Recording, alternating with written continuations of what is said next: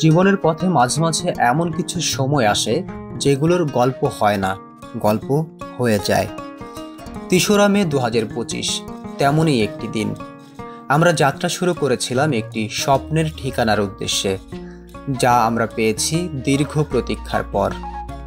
আমাদের সোনারগাঁও ইউনিভার্সিটির স্থায়ী ক্যাম্পাস এখন আর স্বপ্ন নয়, রূপ নিয়েছে বাস্তবতায়।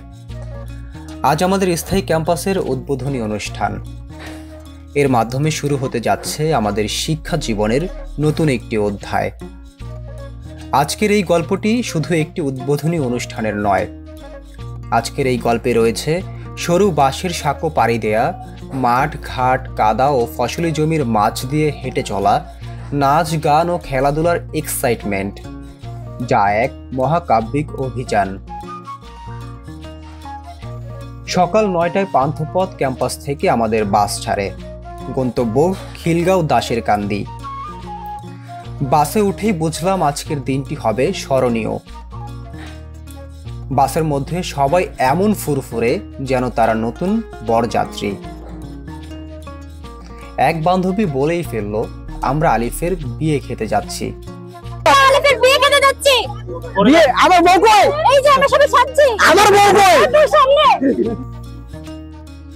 প্রায় ১.৫ ঘন্টা পর ত্রিমোহনী বাজারে নামতেই চোখে পড়ল এক রোমাঞ্চকর বাঁশের সাঁকো।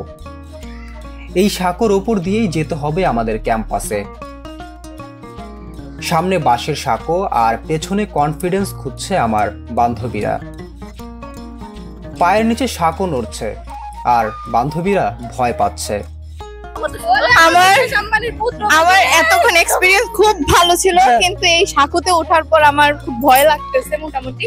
কারণ আমার শরীর কাঁপতেছে এখন। আমার জ্বালায়ও না ভাই, আমার পার হইছে তাও। এমনি এমনি আমার হাতটা এমনি কাঁপতে, আমার ভিডিও আছে এমনি এমনি কাঁপতেছিল। যখন একটু ঢেউ ঢেউ উঠতেছিল তখনই তো ভয় লাগতেছিল যে কখন পড়ে যায় নিচে। ভয়, হাসি আর সাহস একসাথে ছিল সাঁকোর প্রতিটি কদমে কদমে। সাঁকো পেরিয়ে একটি অটোরিকশায় কিছু দূর গেলাম। তারপর শুরু হলো হাঁটার অধ্যায়।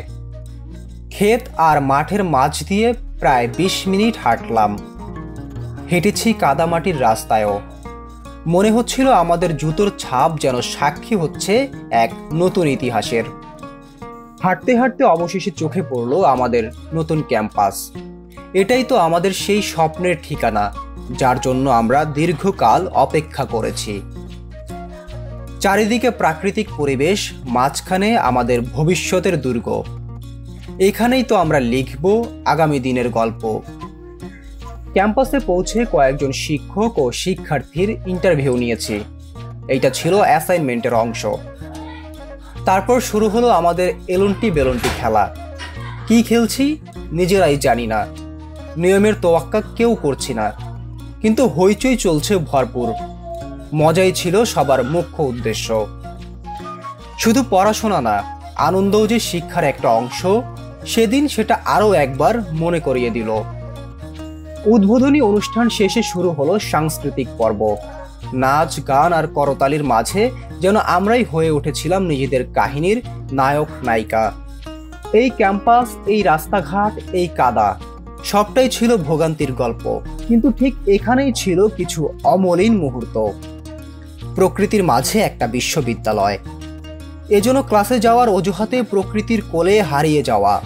শেষ পর্যন্ত দিনটা হয়ে উঠেছিল আমাদের স্মৃতির পাতায় এক পূর্ণাঙ্গ কবিতা।